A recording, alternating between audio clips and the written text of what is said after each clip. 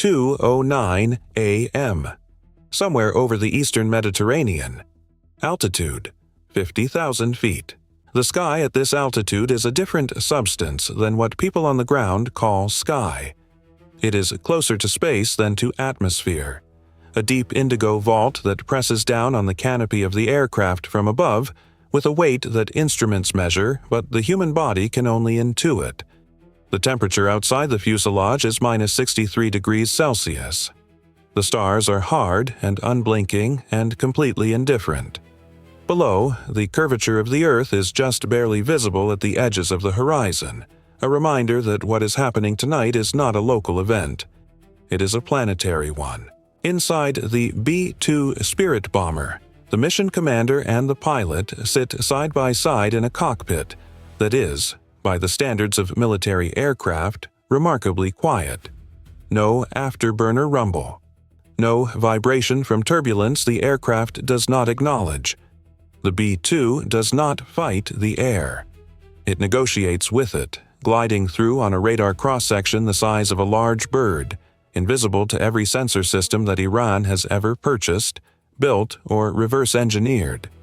The mission commander has been awake for 19 hours. His coffee went cold somewhere over Cyprus, and he did not notice until he reached for it over the Zagros foothills. The two men have flown together for 3 years. They do not need to speak during this phase. The pre-mission briefing at 5 p.m. covered everything that needed to be said.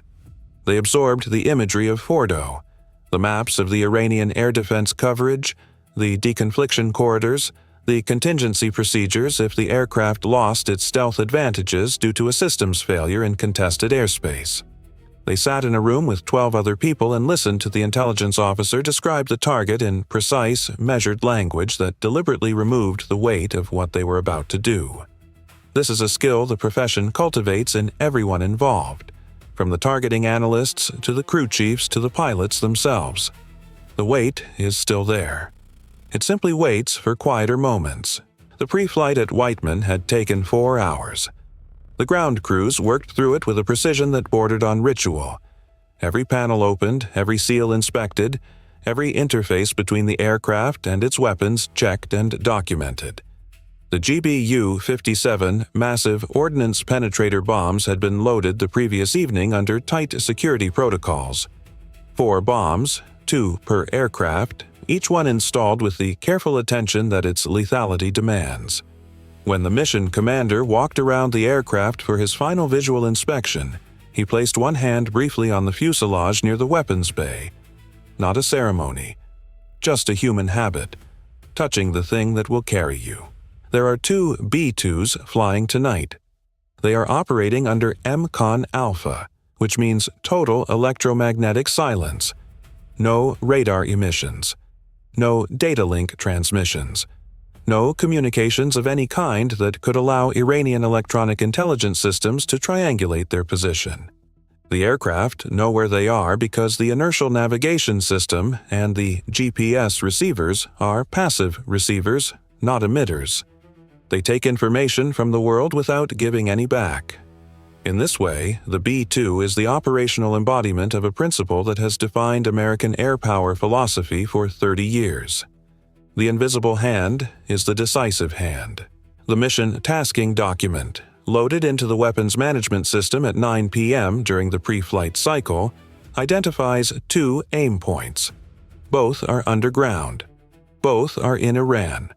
Both are associated with a nuclear enrichment program that survived the June 2025 Israeli strikes by virtue of being buried under approximately 80 meters of reinforced concrete and compressed mountain rock at a site called Fordow, a facility carved into a hillside near the city of Qom that Iranian engineers spent a decade hardening against exactly this kind of attack. The Iranians believed the depth would make Fordow invulnerable. They had compelling reasons for that belief. Tonight, those reasons will be tested against a weapon they did not fully account for. At 2:11 a.m., 400 miles ahead of the B-2s, a flight of 4 F-22 Raptors crosses into Iranian airspace from the northwest at 45,000 feet. Their task is not to bomb anything. Their task is to be present in the electromagnetic environment in a way that forces Iranian radar operators and air defense controllers to make decisions. The F-22s are operating with their AN/APG-77 V1 radars in active mode, which is unusual. Normally, F-22s in contested airspace use passive sensors exclusively. Tonight, they are emitting deliberately, walking through the Iranian integrated air defense system like a group of men loudly entering a building they know is occupied, so that the occupants focus on them and not on the silent figure entering through the back. The lead F-22 pilot understands exactly what he is. Tonight, he is a distraction. He is bait.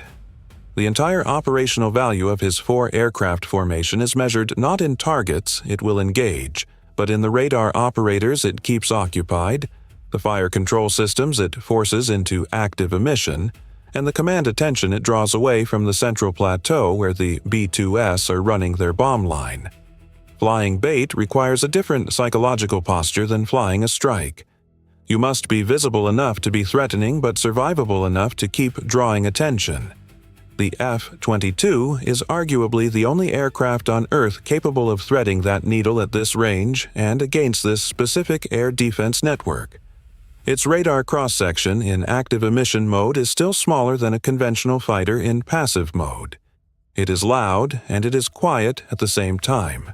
The Iranian air defense network responds as predicted. The S-300 PMU-2 batteries at the sites northwest of Tehran go to full emission. Fire control radars activate. Acquisition radar sweep rates increase. In 3 different underground command centers, controllers begin working intercept solutions for the 4 American aircraft that have just announced themselves in the coverage area. The F-22s are operating at the very edge of the S-300's engagement envelope. They are not in range. They are at range, which is different. They are a provocation calibrated to consume attention. At 2:14 a.m., the mission commander in the lead B-2 receives a single-burst transmission, 3 seconds long, compressed and encrypted, delivered via extremely high-frequency satellite link. It contains a weather update for the target area, a confirmation that the F-22 deception operation is functioning as planned, and a single authentication code that confirms what he already knows. Weapons release authority is confirmed. The President of the United States authorized this strike at 9:47 p.m. The authorization chain has been clean and complete at every step. The mission commander logs the authentication receipt in the aircraft's mission computer at 2:14 a.m. and 18 seconds. He does not say anything. The pilot does not need to be told. He already saw the authentication light on the weapons management panel change from amber to green. The 2 aircraft continue south-southeast at cruise power. At 2:22 a.m., the lead B-2 crosses the point in the flight plan designated Keystone. This is the final turn point before the weapons release corridor. From Keystone to the release point is 41 nautical miles of straight and level flight at a precise altitude that the weapons computer determined during mission planning to optimize the trajectory and penetration angle of the GBU-57 Massive Ordnance Penetrator. The GBU-57 is not a precision-guided bomb in the conventional sense. It does not maneuver aggressively or make terminal corrections with control fins that create radar cross-section. It drops, it falls, and it arrives. What makes it extraordinary is not the guidance system. It is the warhead itself, a 6,000-pound steel penetrator casing designed not merely to strike a hardened structure, but to physically travel through it, layer by layer, before detonating inside the deepest accessible volume. The physics are uncomplicated and brutal. Kinetic energy, converted from altitude, applied to rock and concrete at a velocity that rock and concrete cannot absorb without failing. The Fordow facility has 2 primary enrichment halls at depth. The mission requires both to be rendered inoperable. Each B-2 carries 2 GBU-57s. The weapons release sequence calls for a deliberate interval between drops because the penetrators must enter the same breach point sequentially, the second following the crater made by the first, driving deeper before the second detonation opens the buried volume. This sequencing is not a refinement. It is the entire theory of attack. Without it, the bombs are expensive anchors. At 2:26 a.m., the lead B-2's weapons management system begins the terminal phase of the bomb run. The autopilot holds the aircraft in what aviators call a precision bombing track. Wings level, altitude constant, airspeed precisely managed. Any deviation from the computed parameters will translate into a miss distance at the target. The mission commander monitors the aircraft's attitude, the air data, and the target solution simultaneously. His job at this moment is to catch problems that the aircraft cannot catch itself. There are no problems. The aircraft is performing within specifications that an engineering team spent 4 years refining. At 2:28 a.m. and 44 seconds, the weapons bay doors of the lead B-2 open for the first time in the mission. The sound inside the cockpit changes slightly, a subtle aerodynamic shift as the fuselage vents to the external airstream for the first time since takeoff. The mission commander notes the bay door open indication. He notes the weapons release tone in his headset. And at 2:28 a.m. and 51 seconds, the first GBU-57 separates from the bomb rack. For 7 seconds, the B-2 is lighter. Then, the second GBU-57 releases. The weapons bay doors close. The aerodynamic signature of the aircraft returns to its baseline. From the perspective of any radar system on the surface below, nothing happened. The B-2 remains invisible. But 2 objects are now falling at velocities that increase with every second of their descent, and they are aimed at a point on the Earth's surface that has been calculated to within centimeters. What the Iranian air defense controllers in the underground command centers near Tehran do not yet know is that for the last 14 minutes, while their attention has been concentrated on the 4 F-22s pushing at their northern coverage boundary, 2 aircraft with no radar cross-section have been flying a straight line toward Qom at high altitude in complete electronic silence. The first indication they will have that anything unusual occurred at Fordow will not come from radar. It will come from the seismic sensors, and by that time, the B-2s will be 200 miles away and aggressing at full cruise power.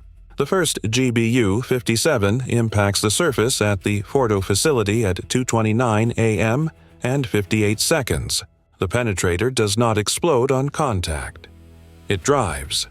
The kinetic energy accumulated during the fall converts directly into mechanical work as the hardened steel nose section encounters the reinforced concrete cap of the facility's primary access shaft. The penetrator moves through the first 4 meters of reinforced concrete in approximately 40 milliseconds. The second layer, poured concrete over steel rebar matting, takes slightly longer. The rock beneath the concrete is more variable, compressed limestone with inclusions of harder crystalline material, and the penetrator's path through the rock is not perfectly vertical. It drifts by fractions of a degree as it encounters zones of differential hardness. The drift is within parameters.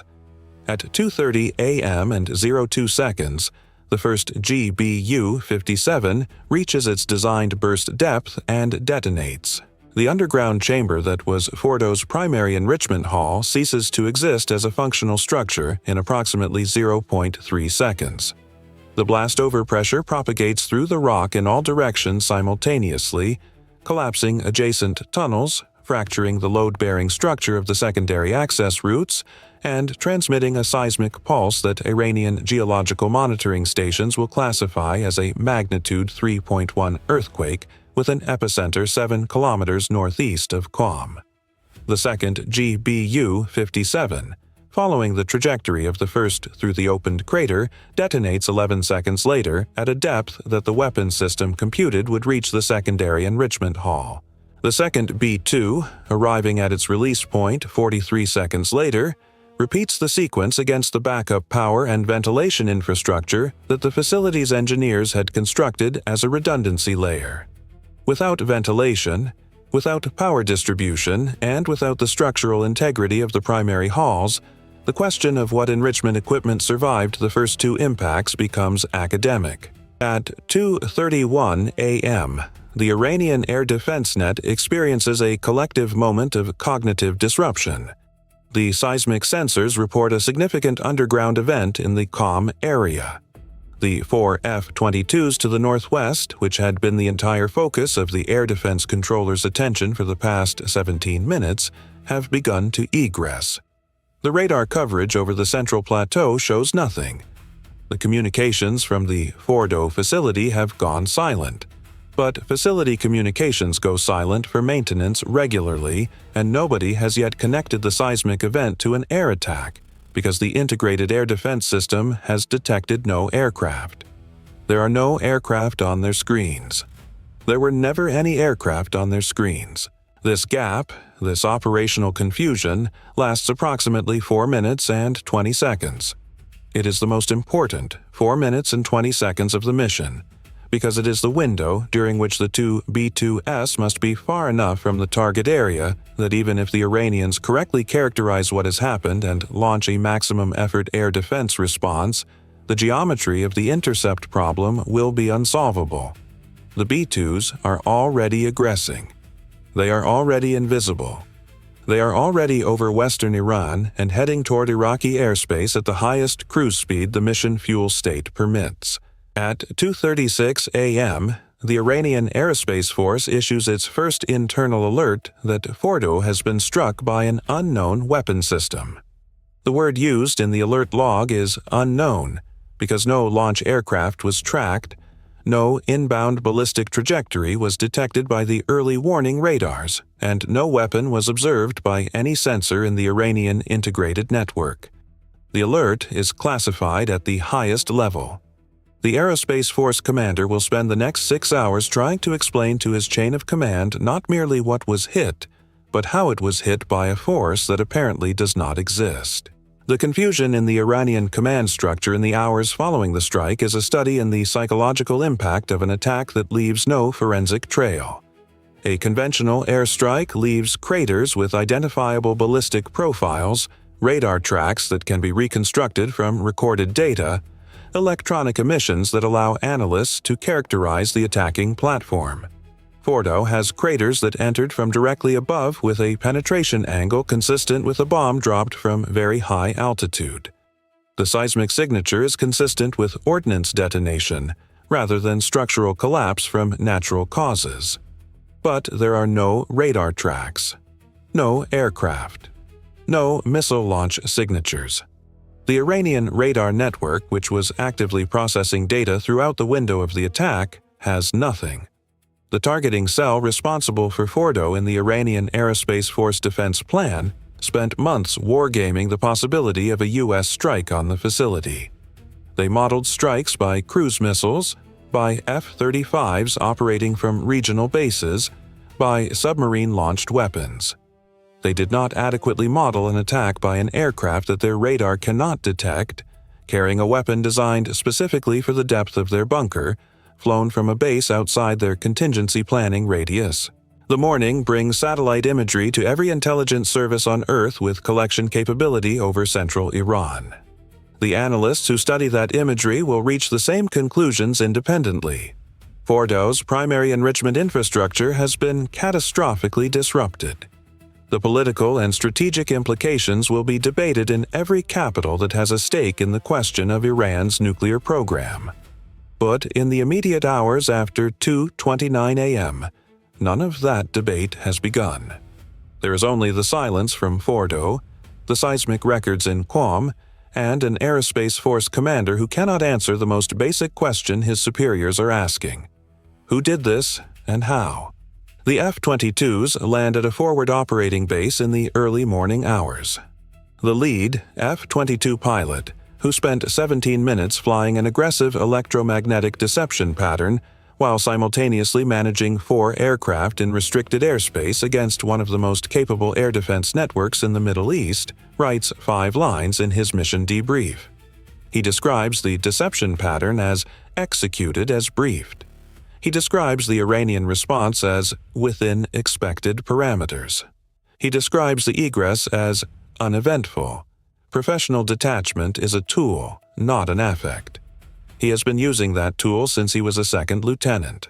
The B-2s will not land for another 9 hours.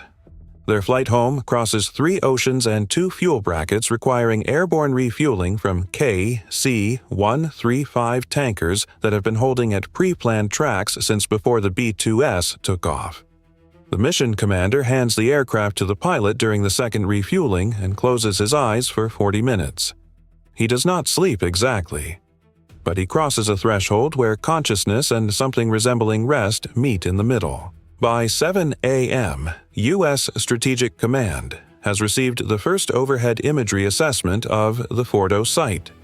The results are consistent with mission parameters. The primary enrichment hall has experienced a catastrophic structural failure. The secondary hall is unresponsive to all monitoring protocols.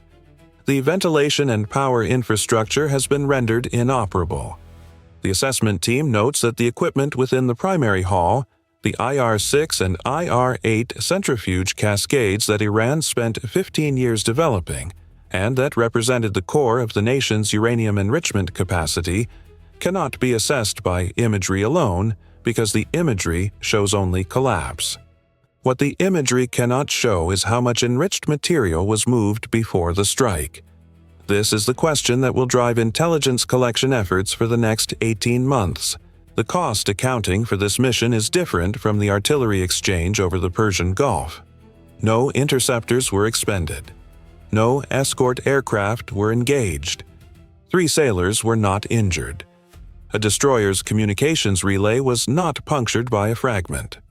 The mission's financial cost is dominated by 2 items: the cost of the munitions themselves and the operational cost of flying 2 B-2 bombers and 4 F-22s on a round-trip mission measured in thousands of nautical miles. Against those line items, planners will set the value of what was removed from the battle space. That calculation will be debated in classified briefings for years. What is not debatable in the hours following the strike is the operational reality on the ground in Qum, a facility that Iran spent a decade hardening, that survived the June 2025 strikes because it was deemed too deep to reach, that Iranian officials pointed to publicly as proof that their nuclear program could not be disrupted by military action, is inoperable. The strategic communication value of that outcome is not measured in dollars or in centrifuge cascades. It is measured in credibility, the understanding, transmitted to every state on Earth that is watching, that depth alone is not a defense against an adversary willing to engineer the right weapon, deliver it from the right platform, at the right moment. The mission commander lands 14 hours after takeoff. He is the last person off the aircraft. He stands on the ramp for a moment in the pre-dawn heat, and then he walks inside for the debrief. He does not look at the aircraft behind him. He will be back in it in 72 hours. Fordow fell not because it was found, but because it was never given the chance to hide from what it could not see. In the calculus of strategic air power, invisibility multiplied by precision does not merely defeat a target. It dismantles the belief that any target is unreachable. The mountain kept its secrets for a decade. The aircraft kept one longer.